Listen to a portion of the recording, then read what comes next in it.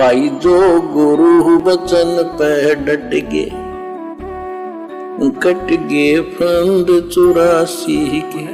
कबीर परमेश्वर जी का कलयुग में अवतरण है। अब कलयुग में 650 साल पहले परमात्मा ने किस प्रकार से 120 साल तक एक लीला की और कैसे परमात्मा शिशु रूप में प्रकट हुए, कैसे नीरू नीमा को मिले और आगे की क्या लीला है। लेखक के शब्दों में यानी सतगुरु रामपाल जी परमेश्वर जी अपने कर कमल से लिख रहे हैं। बंदी छोड़ कबीर परमेश्वर जी ने द्वापर युग में अपने प्रिय शिष्य सुदर्शन वाल्मीकि जी को शरण में लिया था। यानी द्वापर में जब कबीर परमात्मा इसी प्रकार से लीला करते हुए एक पूरा जीवन जी के गए तो उस समय करुणामय ऋषि के नाम से आए थे और उस समय सुदर्शन सुपच नाम का व्यक्ति कबीर परमात्मा का भगत था। भगत सुदर्शन जी के माता पिता ने परमेश्वर कबीर जी के ज्ञान को स्वीकार नहीं किया था, जिनके नाम थे, पिताजी का नाम था भिखूराम तथा माताजी का नाम था सुखवंती। जिस समय दोनों माता तथा पिता शरीर त्याग कर गए तो भगत सुदर्शन जी अत्यंत व्याकुल रहने लगे, भक्ति भी कम करने लगे थे। अंतर्यामी करुणामय जी यानी द्वापर युग में कबीर परमेश्वर करुणामय नाम से लीला कर रहे थे। उन्होंने अपने भगत के मन की बात जानकर पूछा, हे भगत सुदर्शन, आप कौन सी चिंता सता रही है? क्या माता पिता का वियोग सता रहा है या कोई अन्य पारिवारिक समस्या है? मुझे बताइए। भगत सुदर्शन जी ने कहा, हे बंदी छोड़, हे अंतर्यामी, आप सर्वज्ञ हैं, सब कुछ जानने वाले हैं, आप बाहर भीतर की सर्व स्थिति से परिचित हैं। हे प्रभु, मुझे मेरे माता पिता के मरने का दुख नहीं है, निधन का दुख नहीं है, क्योंकि वे बहुत वृद्ध हो चुके थे और आपने बताया है कि ये 5 तत्व का पुतला एक दिन नष्ट होना है। मुझे चिंता सता रही है कि मेरे माता पिता अत्यंत पुण्यात्मा, दयालु तथा धर्मात्मा थे। उन्होंने अपनी भक्ति लोक वेद के अनुसार की थी, यानी देखा देखी मनमाना आचरण, जो शास्त्र विधि के विरुद्ध थी, जिस कारण से उनका मानव जीवन व्यर्थ गया। अब पता नहीं किस प्राणी की योनि में कष्ट उठा रहे होंगे। आपसे नम्र निवेदन है, आपका दास कहता है कि कभी मेरे माता पिता मानव शरीर प्राप्त करें तो उन्हें अपनी शरण में लेना परमेश्वर, तथा उन्हें भी भवसागर से काल ब्रह्म के लोक से पार करना मेरे दाता। मुझे यही चिंता सता रही है। अब भाई और बहनों, शिक्षा आप और हमने भी लेनी है, क्योंकि परमात्मा ने जो पुस्तक हमें लिख कर दी है, ये या कोई भी पुस्तक लिख कर दी है, कोई भी सत्संग किया है, वो आप और हमारे लिए किया है, हमें सावधान करने के लिए किया है, भक्ति में दृढ़ करने के लिए किया है। तो जो कमजोरी द्वापर युग में जब कबीर परमात्मा करुणामय ऋषि के नाम से आए हुए थे और ये सुपच सुदर्शन नाम का भगत उनका फॉलोवर था, जो कमी अपने माता पिता के प्रति मोह ममता में आसक्त होकर भगत सुपच सुदर्शन ने दिखाई, आप और हमने वर्तमान में नहीं दिखानी है। देखो, हमने माता पिता को भक्ति मार्ग का संदेशा देना है। अगर वो भक्ति मार्ग पर लगते हैं तो बहुत अच्छी बात है। अगर माता पिता या कोई भी परिवार का सदस्य भक्ति पर नहीं लगता है, बार बार समझाने पर भी, तो फिर हमने उनकी चिंता नहीं करनी भैया। फिर उनका प्रारब्ध, उनका भाग्य, अभी उनकी टिकट नहीं है सतलोक जाने की, और जिसकी टिकट आ गई उसने पूरी तैयारी करनी है, उनके चक्कर में नहीं पड़ना। परमात्मा ने हमें कितना समझा दिया कि बेटा तेरे यहां असंख्य जन्म हो चुके हैं,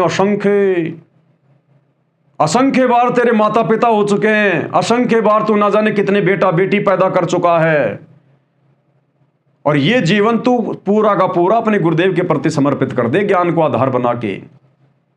ये माता पिता तो ना जाने तुझे कितनी बार पशु योनियों में मिल गए, पक्षी योनियों में मिल गए, स्त्री या पुरुष का जन्म पाया उन योनियों में मिल गए, लेकिन ये भगवान बारंबार नहीं मिलता। और कहते माता पिता मिल जाएंगे 184 माही, कल को पार नहीं हुआ, मोक्ष नहीं हुआ, गधा बनेगा वहां भी माता पिता मिलेंगे तेरे को, कल को कुत्ता बन गया वहां भी माता पिता मिलेंगे, इंसान बन गया तो भी माता पिता मिल जाएंगे, लेकिन हर जन्म में ये कबीर भगवान और इसकी भक्ति नहीं मिलेगी। इसलिए परिवार के सदस्यों को, रिश्तेदारों को समझाओ जरूर, प्रार्थना करो, विनती करो बारंबार। अगर नहीं मानते हैं तो फिर उनको अपने हाल पे छोड़ दो, फिर अपने आत्म कल्याण की चिंता मुख्य तौर पर रखो कि मैं रह गया तो फिर मेरा भी यहां पर सत्यानाश है। तो भाई और बहनों, जो गलती द्वापर युग में सुपच सुदर्शन ने की, वो गलती आप और हमने बिल्कुल भी नहीं करनी। जिस प्रकार हमें परमात्मा ने संभाल लिया, उसी प्रकार परमात्मा उनको भी संभालेगा फिर किसी जन्म में। तो भाई और बहनों, हमने पीछे परिवार की चिंता नहीं करनी, इस ज्ञान को हमने पूरी तरह से आधार बनाना पड़ेगा, तभी हमारी आस्था इस गंदे लोक से हटेगी। यहाँ कोई किसी का माँ बाप नहीं है, हमारे करोड़ों अरबों जन्म हो चुके हैं। बता दो पिछले जन्म में हमारे माता पिता कौन थे, बता दीजिए। अरे जब हम पिछले जन्म में थे, जिस भी योनि में थे, वहां भी हमारा इसी प्रकार से प्यार प्रेम था, लाग लगाव था। आज हमारा दोबारा जन्म हुआ तो हम भूल भाल गए सब कुछ। तो इसी प्रकार भाई और बहनों, हमने अपने अगले जन्म की ओर ध्यान देना है कि सतलोक में जाना है, इस गंदे लोक को छोड़ना है। हमने फिर उनकी चिंता में अपना समय और अपना समाज बर्बाद नहीं करनी। ये गलती हम वर्तमान के कलयुग की पिछली पीढ़ी वाले भक्तों ने नहीं करनी अगर मोक्ष चाहिए तो। परमेश्वर कबीर जी ने सोचा कि ये भोला भगत सुदर्शन माता पिता के मोह में फंसकर काल जाल में ही रहेगा। अब देख लो, परमात्मा ने यहां स्पष्ट कर दिया कि यह भी बहुत बड़ा काल का जाल है। अंतिम समय में परिवार के किसी भी सदस्य की चिंता सताना। अरे जहां आशा तहां बाशा होई, मन कर्म वचन सुमरियो सोई।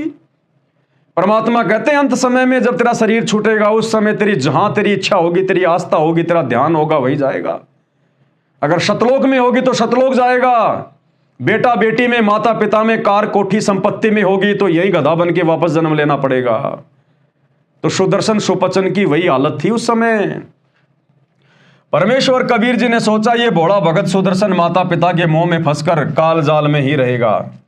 काल ब्रह्म ने मोह रूपी पास बहुत दृढ़ बना रखा है। ये विचार कर परमेश्वर कबीर जी ने कहा, हे भगत सुदर्शन, आप चिंता मत करो, मैं आपके माता पिता को अवश्य शरण में लूंगा तथा पार करके ही दम लूंगा। आप सत्य लोग जाओ, ये चिंता छोड़ो। परमेश्वर कबीर जी के आश्वासन के पश्चात भगत सुदर्शन जी सत्य साधना करके सतलोक को गया, पूर्ण मोक्ष प्राप्त किया। अब मोक्ष तो भाई और बहनों वर्तमान में होगा। अब आना पड़ेगा उस सुदर्शन सुपच को वर्तमान में मनुष्य जन्म लेकर। अब यदि वो आजीवन मर्यादा में रह के भक्ति करेगा तो पार होगा। अब बताओ, परमात्मा के इतना कहने मात्र से उसको कैसे सांत्वना मिल जाएगी? अरे यही सारी बातें तो कबीर परमात्मा द्वापर युग में उस सुदर्शन सुपुत्र को समझाया करते थे, और लाखों बार बताई होगी, हजारों बार सत्संग करके समझाई होगी।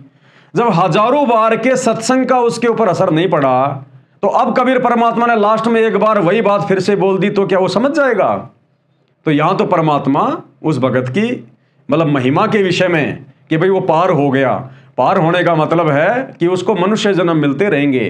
पार तो अब होगा, पार होने का समय तो ये है, अब है ये पार होने का समय। अरे जो मान सरोवर पे जाकर और वहां जाकर अपने माता पिता की चिंता कर रहा है, वो कैसे पार हो जाएगा?